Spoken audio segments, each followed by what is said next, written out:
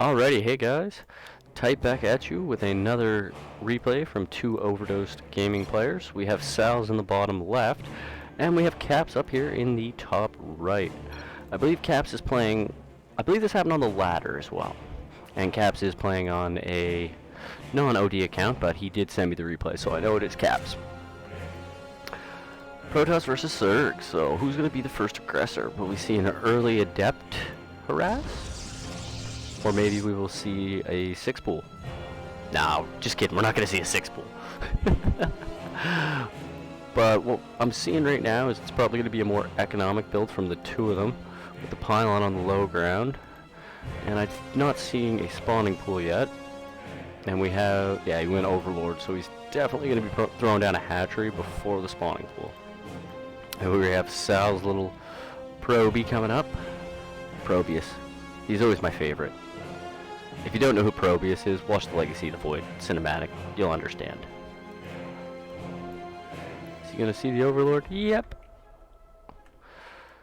And here we have Caps throwing down the hatchery. Pretty standard out the way. And the next you'll be expecting probably a spawning pool next. Unless he's going to go for a little more drones. What do we have Sal's doing? Gateway. And take a look up here. Alright, he's got the gas coming down, so I'm thinking he's going to go Cyber before Nexus. He might go Nexus before Cyber. Either way, it's still just the opening few minutes, and we'll see what happens shortly. Hey, here comes the spawning pool. He's going 18 pool. As you can tell, it looks like these two definitely have played a fair amount of games against each other, and they're kind of just sizing each other up at this moment. So, are we... Yeah, he's going Nexus before Cyber. I knew that was going to happen. Most times when you see the Zergs fast expand, you can always throw that down. And try to keep yourself on par with the Zerg. So we all know, 2-base Zerg versus 2-base Protoss. 2-base Protoss always wins. Here comes the core. I'm kind of interested to see what will Caps go into. Will it be a more Roach heavy play, or is he gonna throw something at us and go for maybe a Hydra play? Like, Hydraling Bane can work. Like, you can bully around for a while with a Hydraling Bane play. And I can't even remember the pro. I forget who it was, but for the longest time, no one went Banelings versus Protoss. And there was a pro player who just said, you know what, I'm going to do it. And he went Banelings versus Protoss. And it ravaged. So as we are here, just a little bit of a lull in the game as they get their infrastructure up. And yep, where's this going? And the first Adept's coming out. He's going to use that probably to just, as a defensive Adept, he might take it down and do a little bit of harassment. But at this point, they're just both still sizing each other up, trying to get to that tech pattern. We see the Zerg chasing the probe out. Probably will see the third. Yeah, here comes the third hatchery going down now. So it looks like it's going to be a 3-hatch versus 2-base play. Another Adept coming out. Or that might have been the first Adept. I think that was the first Adept. Will he send it with the Shade? Speed on the way? He'll probably get speed right about now. That'll just give these Zerglings a little more advantage. Got the first Overlord coming in. The Stalker's going to take that Overlord out like it's nothing. Now that we got this time, I should tell you guys about Overdose Gaming. We are one of the oldest gaming communities. Been around since 2001. Oh, here comes the Stalker. We play Diablo 2, Diablo 3, StarCraft. I believe we have a World of Warcraft division. Actually, we play all kinds of games. We have some main games, but altogether we're a gaming community. We've been around since 02, 01. So if you want to check us out at overdose.net. Maybe we play a game you guys would like to join us with. I don't know. I mainly play Diablo 3, but StarCraft is I just enjoy watching StarCraft and talking about StarCraft. I think it was the first game I actually played in the 5th grade. I got the CD. I think it was a burnt CD. My cousin gave it to me. And it just said StarCraft on it. I had no idea what it was. If I'd have known then now what would have changed my life, Jesus, would I have picked that game up? Yeah, I would have picked the game up and lived with this video game addiction. It was totally worth it. And here we have the Warp Prism coming, so a little bit of harassment probably going to come out here. Do we have... And he looks like he's going for a robotics base, so definitely going to throw some Colossi into the mix. Maybe some Disruptors. And we got our Roachhorn coming up here now for Caps. Where's that? Ah, it's right there. We have... Let's take a look at the drone count. Units. 32, 35. So at this point, they're just starting to fill out their naturals. About this point, if you were watching a pro game, they'd probably be up to about 45, maybe a little quicker. But keep in mind, these are just guys playing for fun, having a good time. We want production. And the Disruptor's coming. What I'm thinking is he's probably going to pop that Ruptor out, put it in the Warp Prism, and see if he can't get a few shots off. Because if you drop it, if you can run the Warp Prism around here and not get caught, throw it here. If he's not noticing his mineral line, you can do some serious damage. But as you see here, there's an Overlord sitting right here, which I'm assuming he put it there to watch for the Warp Prism. There's also one right here. So those are both to counter that Warp Prism, so he gets a little bit of an eye. But if you go straight, and then up, I don't know how much, I don't know if that Overlord can see up there, but let's see if he saw. Does he know the Warp Prism's coming? At this point, I don't think he knows it's coming. So this could be pretty... This could actually do quite a bit. Like, this could be pretty damaging. We got a Spore in the mineral line. It's a little bit too far back, and Spores don't attack Disruptors, so... It could get a shot or two off at the Prism, but let's see if he pulls. We get a couple shots off. Oh, that wasn't a bad hit. 1, 2, 3. How many did he lose? Let's take a look. 6 drones. Not a bad little trade, considering you lost nothing there. A few shots on the Warp Prism. Then you can just sit it here, wait for your Disruptor's Nova to recharge and come back in. We've got 3 Sentry, 1 Immortal. What build is he going for? A lot more pylons, so it's looking like it's going to be a gateway heavy build. I'd be expecting the Twilight Council soon, followed by the Templar Archives for that little extra splash damage. And here we have the first Colossi coming out. Does he have? He does not have extended thermal lance, but I don't see anything that really needs it right yet. Maybe those Ravagers. But as long as you can micro properly, you can get out of the way any corrosive bots. And here we have... You know what I just realized? This was on normal speed. That's why they were moving so slow. Oh well, it'll just be a little extra longer for you. So we have a group of Zealots, 2 Sentry, 1 Adept. No, we have 5 Sentry? 5 Sentries. That's a lot of Force Field and a lot of Guardian Shield. And here, let's see, what does the Zerg have to defend? Gonna lose a Creep Tumor, but that's gonna let him know, hey, I'm here. Oh, that choke point's dangerous. It's a dangerous choke point. Yeah, I wouldn't have done that either, because that small unit, you get a couple corrosive biles, you're not in for a good time. I can't believe I did half this replay on normal speed. That's kind of hilarious. I was watching, I was like, why are these Protoss units moving so slow? Maybe it was my brain that was the slow one. Oh well, and here we have extended thermal lance, a couple more stalkers. The Zerg defenses, that's a lot of Ravagers. A lot of Roach Ravager. And there's only 1 Immortal, with another one on the way. I know Immortals are good against Ravagers and Roaches, but one Immortal versus that many Roaches Ravager, I can't see anything really happening. The Zealots can kind of tank for the meat shield, but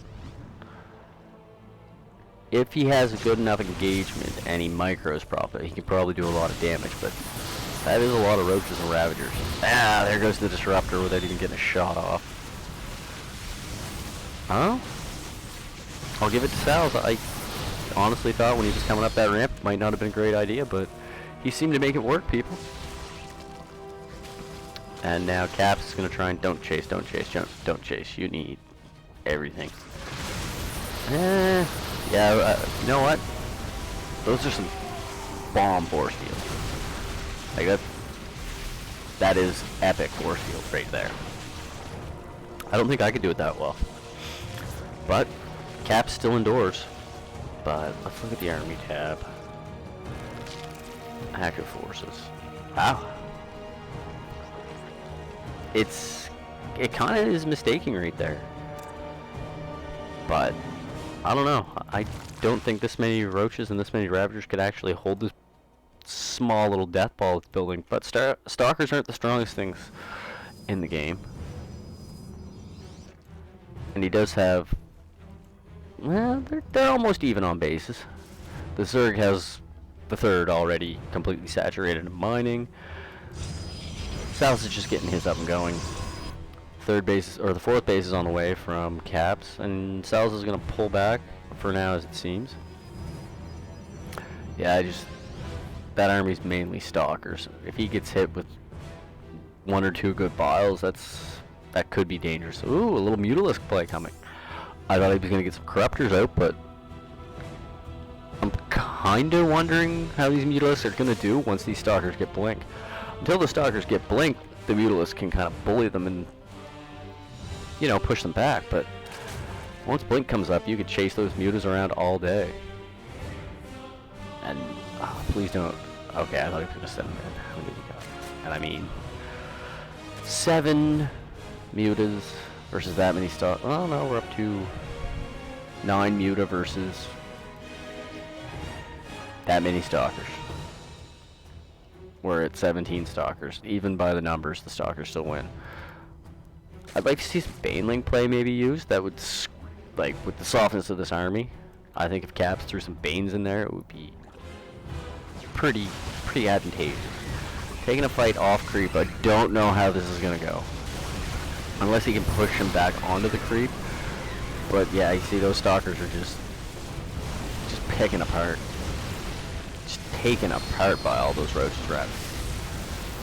This is going to be down to the wire. Whoever has the standing army after this might have a killing blow. Yeah, you see Sal's the recall. He knows he's got to pull back. But he didn't overcommit. He knew he was beat and it was time to get back. Now he can come back to his base, macro up a bit, build an army. But the one thing he's got to worry about is this Zerg counterattack coming. Does he have enough at home? I want to think he might have enough at home, but then again, this is just mainly Stalkers, 1 Immortal, and 2 Colossus. I'm trying to click on that, and he only has 1 Sentry, so this is a bit of a problem coming in right now. Does he go for the 4th? Yeah, he's going to come up here and push the 4th. I think if the Dark Shrine was first, you could get some Dark Templar out. You'd have to snipe the Overseer. But I think Dark Templar could help right now. I know I'd probably jump into Dark Templar, because then you can get that... Once you get the DTs out, then you can also get Archons out. And Archons can just pummel Mutalisks. I think I remember one game on ladder one time, this guy went mass Mutalisk against me. So I just made a boatload of High Templars, made a bunch of Archons, and he flew right over my Archons and they all melted. And then he rage quit. He sent me a big message. I was like, you know, Archons counter Mutalisks. It's not a new thing. It's been around since StarCraft 1. And here we got Sal's coming back up again with another attack. Will he have enough? Honestly, I think these Mutalisks were the right the right tool at the time. I don't know further out in the game if they're gonna hold their worth, but as it is right now, he's holding off with Muta, Roach, Ravager, Ling. But I think the problem more is the minerals have all been going into stalkers. But now they're blink stalkers. If he can blink properly, like if he has parting level blink with his stalkers, he can pull this off. But I just think being forced to retreat up and up your ramp, you get the defenders. Yeah, and here we go. This is where the entire game will take a change, because the only splash damage you had up to this point were your 2 Colossi. If these Archons can get in here and do the right amount of damage, I'd probably have a bit more. Oh yeah, see? The Archons were the perfect counter. I'd probably be taking... I'd be surprised if he doesn't go for a counter attack, but his army supply is 66. What's the Zerg army supply? 66. So we're tied on army supplies. The worker count is 72 to 67. They're both up to where they need to be. Probably in 5 minutes or so you can cut those probes back to 60, 55. Still hold on to get a little more army supply. Let me just see what upgrades are coming. We got the Protoss Ground 3, Protoss 1. Zerg Missile, he's getting the speed for his overlords. More High Templar, shield batteries coming down. This is going to come down to one big battle, I think. Whoever wins the big battle, the war of attrition, at the end, will push through. And I know that's kind of me dumbing it down, but I mean, it is what it is. Whoever's going to win this big last battle is going to win the game. Because if Sal's can kill his army, the difference comes down to just the hatcheries and the larvae. Like, I gotta count how many. Let's see, structures. How many hatcheries does he have? He has 5 hatcheries. With a queen at each hatchery, the Zerg can remax way faster than the Protoss. So if the Protoss can deal a killing blow and get in there before the Zerg can remax, he's set. If the Zerg takes a good smack out of this Protoss army and makes another attack before the Protoss army has the time to remax, it's over for the Protoss. And I'm trying to be not Protoss favorite here, as I am a Protoss player. And all Zergs must die. But the bank for Caps is building, and Sal's bank it's a little, but he's not nearly as close to maxed as Caps is. So it all comes down to the macro. The extra bases and the extra mining time is what, in the end, is probably going to win. If you have more money and you can quickly more remax, you're going to win. But this is a lot of Archons. Like, never count out 10 Archons. 10 Archons, a Colossus, 2 Immortal. And High Templar. Do they have Storm? 3 High Templar, but he doesn't have Storm yet, so I mean, I'd be investing in that Storm right away. Give you that little extra advantage, but as you see, he just lost a big chunk of his army, and now he's back up to 178. Like, how much of that army was melted? And look how quickly he's rebuilt. Like, one battle, he's ready to go again, and he's still got the bang to replace.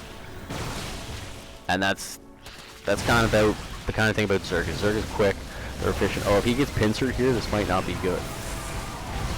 See, the roaches are starting to show their worth, and the stalkers are starting to show their squishes. Ah, but he has DTs in the mix. I like that. I like the DTs. DT is my favorite unit in the whole game, so I've been known to throw a few DTs around within the first 5 minutes of the game. But yeah, you see, even with that large bank, he might lose this base, but he should be able to remax just as fast. And then Sal's goes for the pullback, but smart move, smart move. Reinforce, then go back at it. Especially with this amount of Archons, you can be confident taking on anything. 6 Archons versus the Zerg army. Roaches and the upgrade battle. You gotta look at the upgrade battle. The Roaches have +1. The Protoss have +3, +1 shield, +1 armor. So you're getting a lot more cost effectiveness out of these units than you are these Zerg with 0 armor. And he is getting his level 2 and chitinous plating for his Ultralisk, but I don't know if Ultralisk saves you in this. Like, the Archon numbers just keep climbing. Especially when you're this behind in upgrades, you're gonna just melt these poor Zerg forces. Especially when they have 0 armor. Like, that's 47 versus biological. What are all Zerg units? Even their structures are biological. So that takes 47 straight damage with no armor. And here come the Ultralisks. Don't know how long they're gonna really last. Yeah, they didn't last long. They got melted. I'm calling this GG. As Caps is left, and yeah, that was actually, it was kind of slow in the start, but once they got moving, that death ball certainly came in, and yeah. Well, guys, this was Type. Hope you enjoyed this replay. Remember, I'm just starting to get back into it, so if I slip, or I make any mistakes, I'm trying to correct that. But anyways, have a great night, and we'll catch you in the next video. Alright, thanks now.